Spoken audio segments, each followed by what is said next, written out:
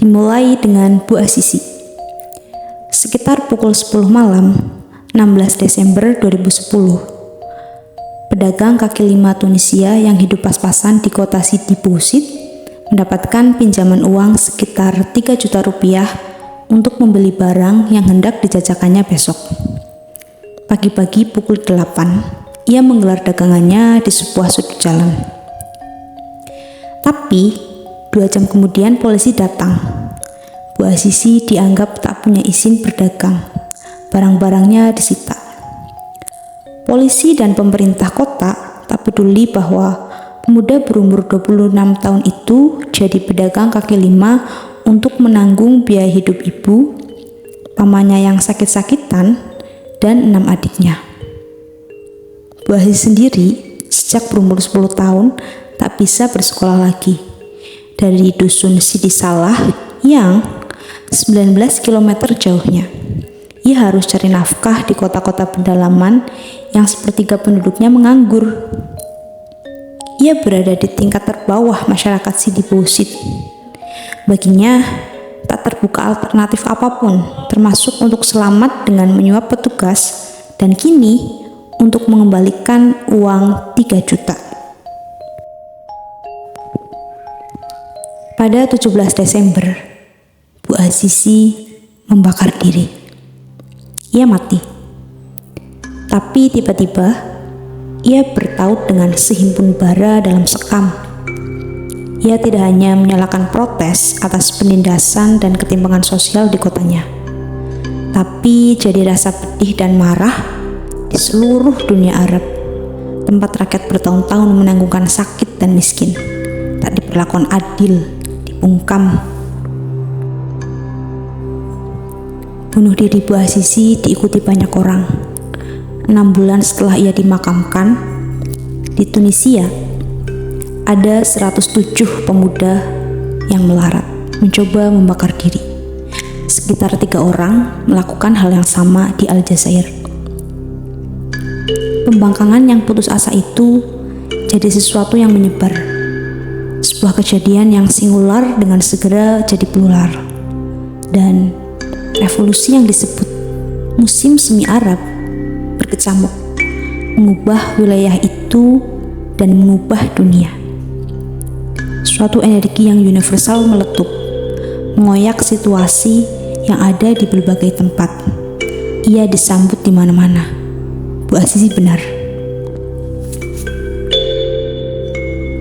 Demikianlah kebenaran muncul setelah bertahun-tahun diringkus, tanpa rumusan dan ajaran yang siap sebelumnya.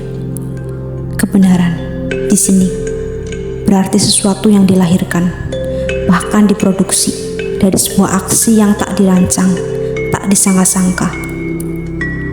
Sebenarnya genting. Kebenaran tak pernah bisa diformalisikan. Kebenaran tak identik dengan kepastian. Seperti di hari-hari ini, dalam keadaan tak pasti, kebenaran terdesak beribu-ribu klaim. Akhirnya, orang menerima pasca kebenaran sebagai sesuatu yang normal, meskipun pasca kebenaran seperti dipamerkan Donald Trump, sebenarnya anti kebenaran.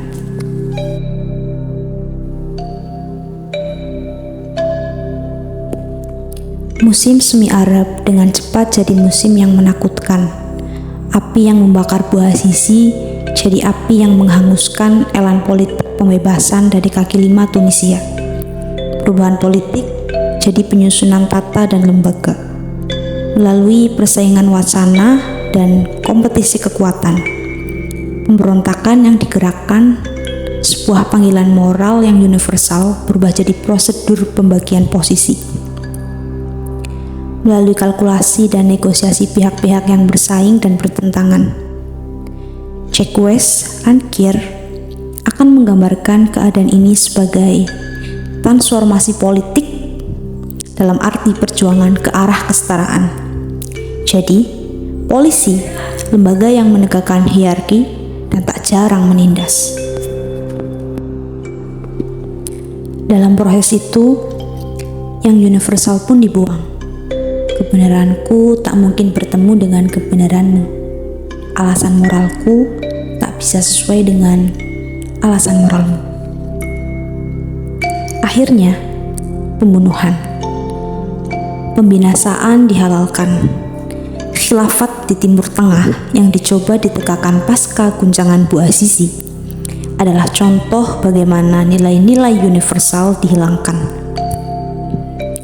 Islam diubah dari agama yang meyakini Tuhan yang Maha Akbar jadi identitas yang menyempit dan sektarian, jadi doktrin jihadi yang mengkafirkan mereka dan membasmi apa saja yang bukan kami, dan Islam pun jadi polisi.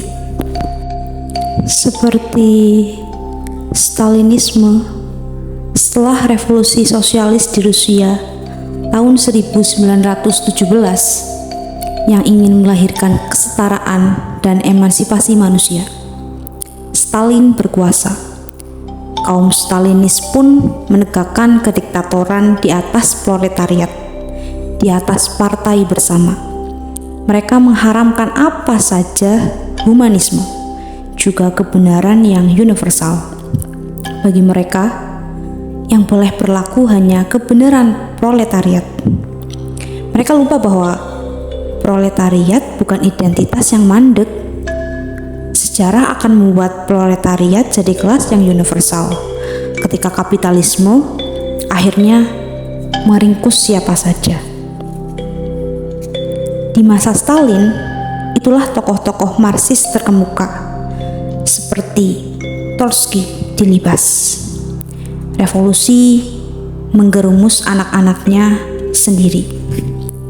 Yang universal dihanati, bahkan di antara sesama kawan-kawan seperjuangan.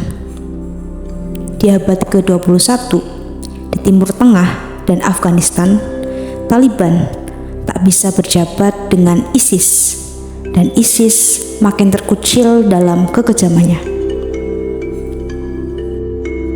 Haruskah demikian? Di tahun-tahun ketika dunia dihantui ketidakadilan dan pemberontakan, jadi alternatif yang menarik. Albert Camus menulis El Homme Revolt dengan kalimat yang termasyhur, Je me révolte de nous sommes. Aku berontak, maka kita ada. Aku bukan berontak untuk diriku sendiri. Aku berontak karena ada sesuatu yang universal, yang membangun kita dalam tanda kutip dalam pembangkangan itu. Dengan itulah kita menghormati Bu Azizi. Tempo 6 Januari 2019 oleh Gunawan Muhammad.